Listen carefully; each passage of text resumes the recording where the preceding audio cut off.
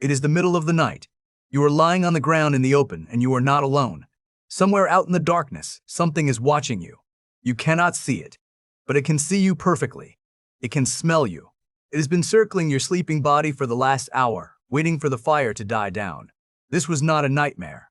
For most of human history, this was simply what it meant to fall asleep. You like to think of humans as the top of the food chain, the apex predator, the most dangerous animal on Earth. But that is a very recent story. For millions of years, your ancestors were not the hunters. They were the hunted. Small, slow, weak, and delicious. And there is one tiny object, a single fossil skull with two small holes in it, that reveals exactly what was eating us. We will get to it, because those two holes solved the mystery that had haunted scientists for decades. First, you have to understand just how vulnerable you would have been. Strip away everything modern. No gun, no walls, no electric light. Now look at your body honestly. You have no claws. Your teeth are almost useless as weapons. You cannot run fast, not compared to a lion or a hyena. You cannot climb as well as a leopard. You have no armor, no horns, no venom. In the raw calculus of the African savanna, you are a slow, soft package of meat that cannot even see in the dark. Two scientists, Robert Sussman and Donna Hart, wrote an entire book challenging the old story of early humans as fearless killers. They called it Man the Hunted. Their argument was blunt. For most of our evolution, humans and our ancestors were a regular item on the menu. Prey animals. Not the lords of the savannah, but one of its meals. So who exactly was eating us? The list is long and terrifying. Lions, leopards, hyenas that hunted in packs and could crush bone. And further back, creatures that no longer exist. Saber-toothed cats with dagger-like fangs. Giant hyenas. Enormous eagles. Your ancestors lived surrounded by a world of teeth and claws, and many of them died in those jaws. Now that fossil skull I promised you. In a cave in South Africa called swartkrans, scientists found the fossilized skull of an early human relative. In the back of it were two neat, round puncture holes. For a while, no one was sure what had made them. Then a scientist named C.K. Brain, often called Bob Brain, did something clever. He took the lower jaw of a leopard and fitted its two long lower canine teeth to the holes. They matched perfectly. Brain realized what he was looking at. A leopard had killed this early human, clamped its jaws around the head, and dragged the body up into a tree or into the mouth of the cave to eat in peace, exactly as leopards still do today with their kills. The very reason so many of these ancestor fossils survived in caves is dark. They were not living there. They were the leftovers of predator meals. Brain laid this out in a book with a haunting title. He asked whether early humans were the hunters or the hunted. His answer leaned heavily toward hunted, and it was not only cats on the ground you had to fear. Sometimes death came from the sky. There is a famous fossil called the Taung Child, the skull of a young human ancestor discovered in South Africa and first studied by an anatomist named Raymond Dart. For years, no one knew how the child had died. Then researchers, including a scientist named Lee Berger, examined the eye sockets and skull closely and found telltale damage, scratches and puncture marks that closely matched the marks left by a large bird of prey. The leading interpretation is chilling. This child was likely snatched and killed by a huge eagle, the way eagles today still take monkeys. Imagine that. A shadow passing overhead was a real cause of death. So take all this in. You are slow. You are soft. You are hunted from the ground and from the air. By every rule of nature, your ancestors should have been wiped out. Predators specialize in picking off the weak, and we were weak. So how on earth are you here? This is where the story turns, and where you discover the single strangest weapon in the natural world. It is not claws. It is not fangs. It is other people.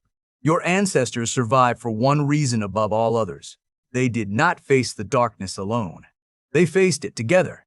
A lone, early human on the savannah at night was a corpse waiting to happen.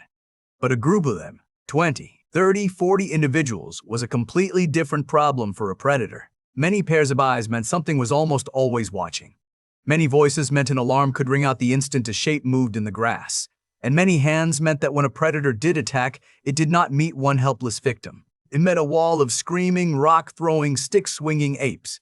Because here is the thing predators hate more than anything: risk. A lion is not brave. A lion is a professional. It wants an easy meal with no chance of injury, because a lion with a broken jaw or a damaged eye will slowly starve to death. And a tight group of humans, working together, Throwing stones with terrifying accuracy was not an easy meal. It was a good way to get hurt. So let's reconstruct a night. You were part of a small band, camped together. As the sun goes down, you do not scatter. You gather.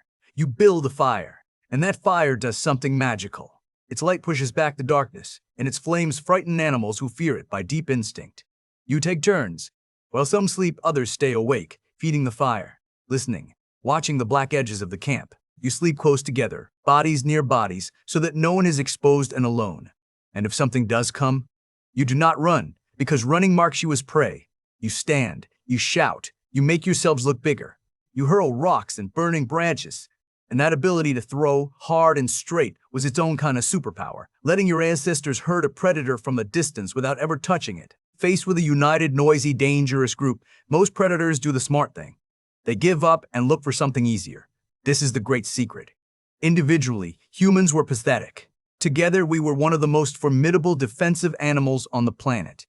And this constant pressure, this endless danger in the dark, may have quietly shaped who you are today.